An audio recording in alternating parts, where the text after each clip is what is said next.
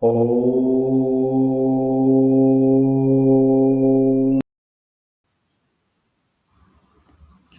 Guruji, can you hear me? Yeah, of course, loud. Yeah. So my videos just disappeared. I don't know what's going on. It's probably the weather here is really bad. Getting back to what we were talking about last time when I spoke to you on the phone in regards to my experience of inner peace and meditation, and we mentioned about possibly a past life, maybe as a tantric, which isn't really applicable in the same way as what we do here, because we're aiming more towards non-duality as opposed to different visions and stuff. So, what I was, if you can hear me okay, Guruji, what I was trying to say is if something you experience is beyond the mind, surely that's the self. Repeat the last sentence. So, if you experience something in sadhan and it's beyond the mind, beyond the actual intellect and the mind itself, surely that's the self. Because if all there is the mind and the self, there's nothing else. Therefore, it must be the self. I still didn't get unable to get your question. Okay, so we spoke before about experience of inner peace in sadhan, and I mentioned this inner peace was beyond the mind because I can see the mind moving, and it's beyond the mind. So if it's beyond the mind, all there is the mind and the self. Therefore, if it's not the mind, it must be the self. Is that not correct? Yes, exactly. Firstly, you must understand this. Uh, Beyond mind, there are two more things you are missing out. Mm-hmm. One is intellect, another is egoism. You have to go beyond these two also. That is the issue. Okay, let me sum it up for the benefit of everyone here. At the core of every human being is the soul. At the core of every human being is the soul or the what do you call the divinity. Because there is no difference between the individual soul and the God. They both are same. So if that is the case, what is the issue here? The issue here is the soul, which is at the core of every human being. It is masked by five different layers. Ah. I'm talking in a very uh, what do you call brief way manner. Mm-hmm. Out of these five layers, the first layer, the nature of the first layer is absolute bliss. Absolute. Can you visualize the experience of bliss? Mm-hmm. When what it means to be extremely blissful. You must have enjoyed it in your day-to-day life. Mm. Sometimes you would have undergone through some kind of extreme happiness. Mm-hmm. Okay. Sometimes for a few moments you must have undergone through extreme blissful moments, happiness. Mm-hmm. Mm-hmm. So that is the nature of the first layer. The soul is surrounded by that blissful nature. And after that, over that blissful nature is the next layer, second layer. Keep counting now. The second layer is what we calling it as intellect and the egoism, along Ah. with the data of the karmic data. Ah. Mm-hmm. Two layers are now formed. Come to the third layer. The third layer is your conscious mind. Mm-hmm. Along with the conscious mind, you have all nine categories of human emotions. And Mm-hmm. also, you have the ability to exercise your free will. Then you have the 10 different sensors. Five are Mm-hmm. sense organs, your Mm-hmm. eyes, ear, nose, like that. Five sensory organs. Mm-hmm. And five sensors to perceive the physical elements like solids, liquids, gases, fire, and ether. Mm-hmm. Without the senses, how will you perceive them otherwise? You wouldn't. So, therefore, this is the third layer which is spun around the soul. Mm-hmm. Now, we have talked about first is the bliss, second is the intellect and the egoism, third is the mind with all its human emotions and all that. Mm-hmm. Now, beyond that, we have there's something known as life force. That means the life force which is operating inside our body of flesh and blood. That force, which is a derivative of the mind again. Remember, the life force is a derivative of the mind, and that life force is making your lungs move, Mm-hmm. because of which you start breathing now. Mm-hmm.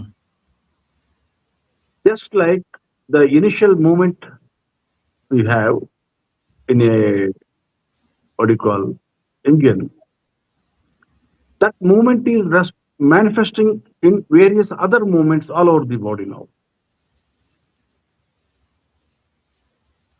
That initial movement of the life force that is causing your lungs to move, which we call it as life force, it is a derivative of the mind, firstly.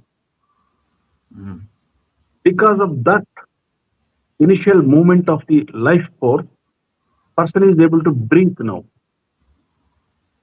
Understand.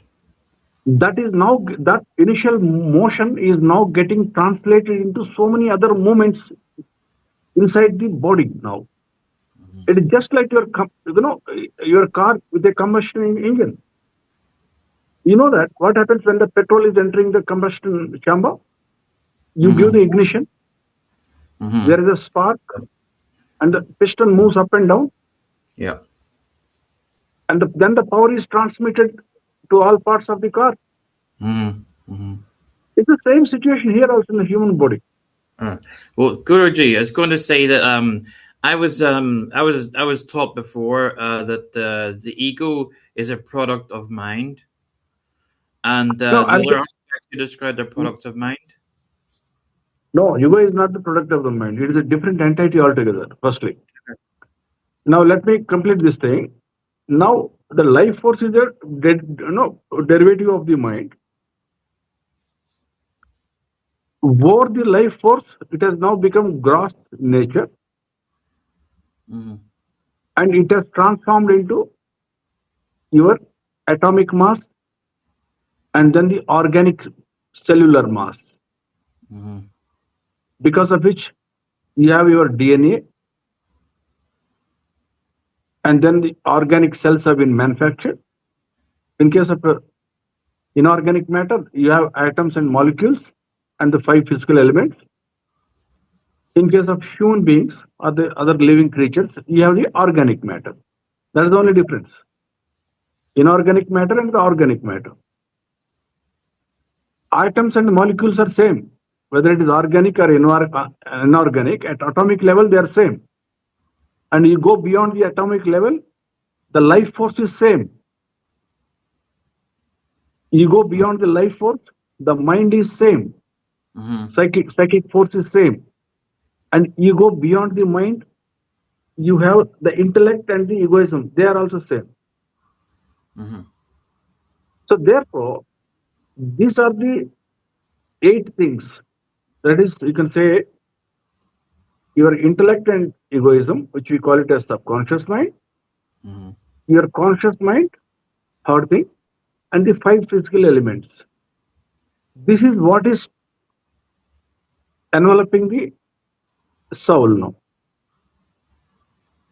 Beyond this, I told you, in the first instance itself, I told you, the soul is surrounded by bliss, the first sheet. Uh-huh. So, now coming to your original question, what you asked me. What is that experience which you get when you go beyond your mind, conscious mind, Yeah. and beyond that is the intellect and the egoism? I told you there are two more things. Mm. That's what you get. That's what you call residual substratum of it. Just Mm-hmm. imagine yourself going into deep sleep. Mm-hmm. When you go into deep sleep, your mind is defunct, Mm-hmm. your egoism is disintegrated, Mm-hmm. your intellect is defunct. Mm-hmm. Upon waking up, David will say, Guruji, I had a nice sleep. Good morning. I know what you mean. Yeah, I know what you Now, mean. how the hell do you know that you had a nice, good sleep? Exactly. Who How was would you the know that? who was the gentleman, Uh, the underlying character beneath Mr. David, exactly. Yeah. who, Exactly. who, under, who undergone the experience of a bliss here? Yeah. Exactly. Yeah. I understand what you're saying. Yeah. Because, as we understand, Mr. David has gone off to sleep. Uh huh. The mind of Mr. David has become defunct. Uh huh. The intellect of Mr. David has become defunct. Now, Mr. David has got no ego hassles with his friends or his colleagues either, because Mr. David is fast asleep. So, who is that gentleman beyond Mr. David who early in the morning will now get up? He will say, Guruji, I had a Yeah. blissful sleep. Good Yes. morning. Yeah. Yeah. Now, Yeah. who is that gentleman who is experiencing that bliss? Yeah. I see what you're That's saying. There's what something going that's on what you are actually. there. You are Uh-huh. not Mr. David. I see what you're saying. It goes deeper than what I think. It goes deeper than that. Okay. Yeah, I understand. yeah. Because what is happening is next day morning, the moment Mr. David opens his eyes, the gentleman is immediately thinking, ah, no, I am Mr. David. I'm living in Northern Ireland. That's why he immediately say, good morning, Guruji. It is the Mr. David is speaking because the soul is not concerned about Guruji now, actually. And you close your eyes in the night, Mm. Mr. David is dead. Mm-hmm. David is dead the moment David closes eyes. And the moment Mm. he opens his eyes next day morning, David is alive. So the person known as David is only like a ghost entity. He is not true. Gotcha. Understand. Understand, Guruji. Now you got your, I hope you got your answer now. I think I'll go answer now. Okay.